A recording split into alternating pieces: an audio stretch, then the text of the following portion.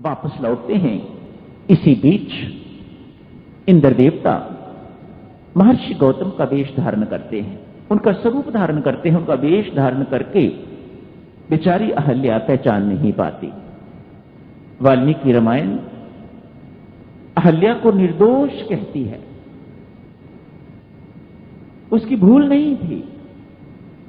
हां, उस वक्त उसने अपना विवेक जो है वह प्रयोग नहीं किया।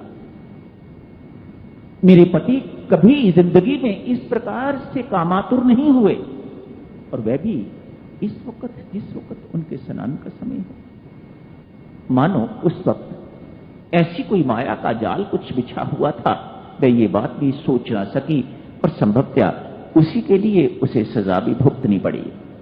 इसी का फल उसे जो है वह भुगतना पड़ा।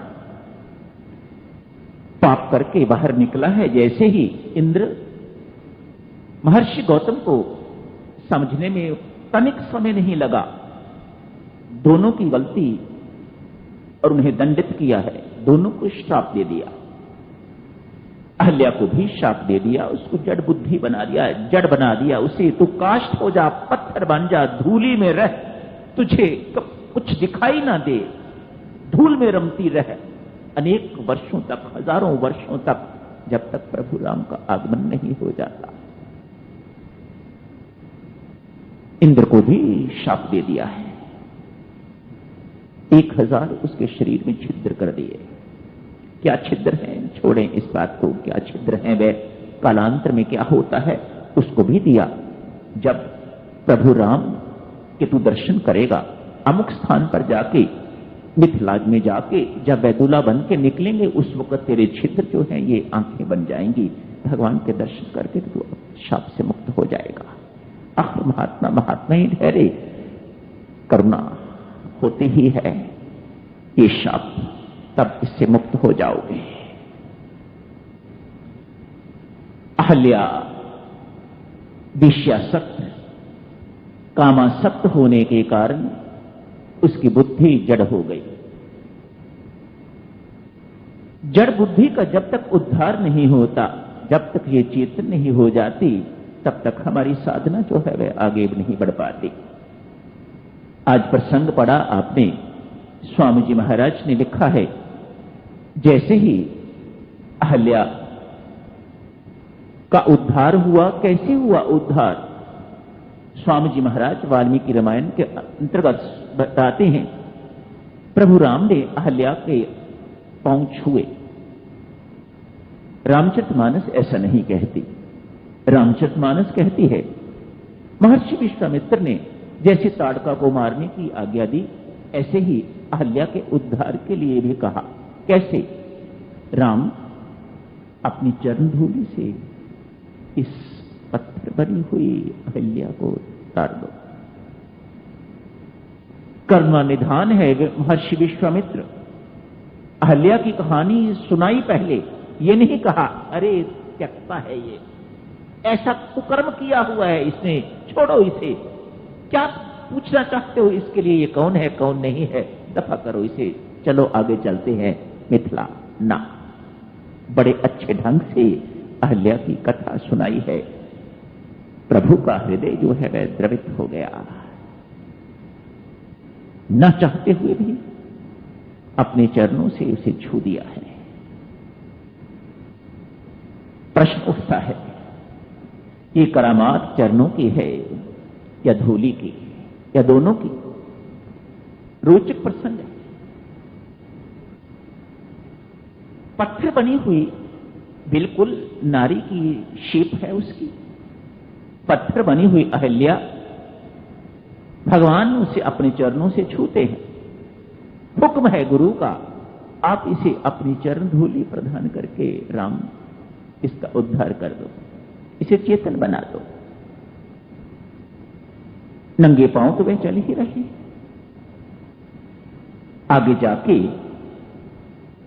जैसे बालकांड की समाप्ति के साथ ही आगे जाके जैसे सीता की सखियां लक्ष्मण जी महाराज को राम को सिठनियां सुनाती हैं, तो कहती हैं कुछ कुछ लक्ष्मण को बोलती हैं। लक्ष्मण भी आगे से हार नहीं मानता, वह उनको कुछ ना कुछ कहता है।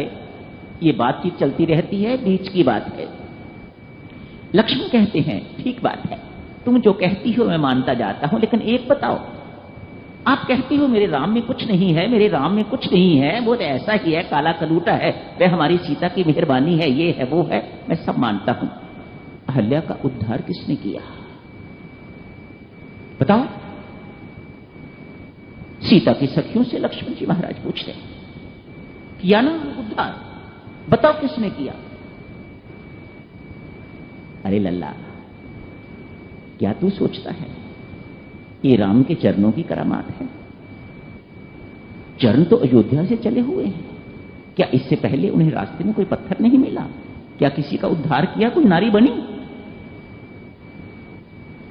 लक्ष्मण जी चुप, ऐसा तो नहीं हुआ। इससे पहले कोई नारी तो नहीं बनी, नारी तो यही प्रकट हुई है।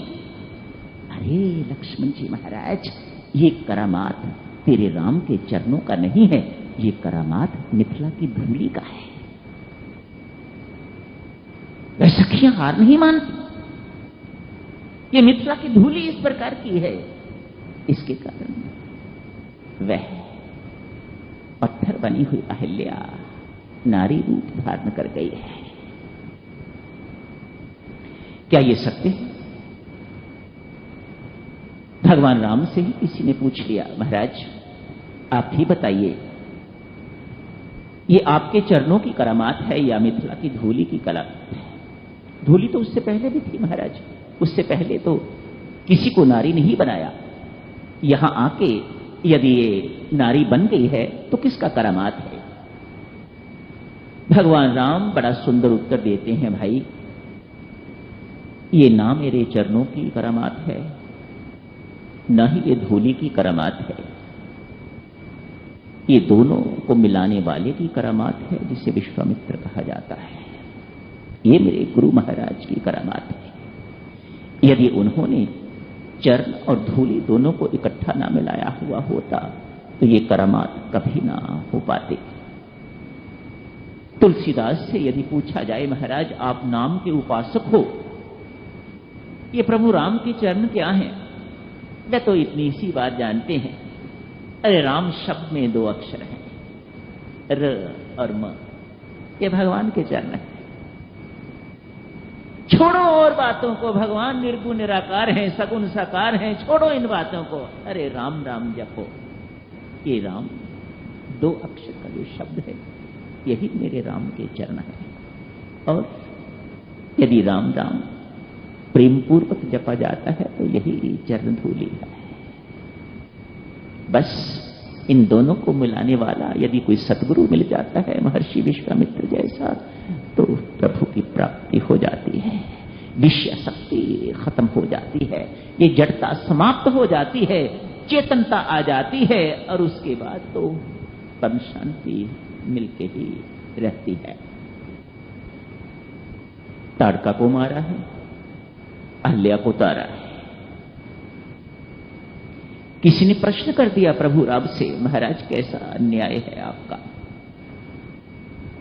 2 महिलाएं अभी तक आपको मिली हैं रास्ते में, एक को आपने मार दिया और दूसरी को आपने तार दिया, ऐसा क्यों किया? प्रभु राम कहते हैं, भाई मुझे कुछ ना कहो, मैंने तो अपने गुरु की आज्ञा का पालन किया है। एक के लिए कहा उन्होंने मार दो, मैंने मार दिया, दूसरी के लिए उन्होंने कहा तार दो, मैंने तार दिया, मेरा इसमें कुछ नहीं। ऐसा शिष्य होना चाहिए।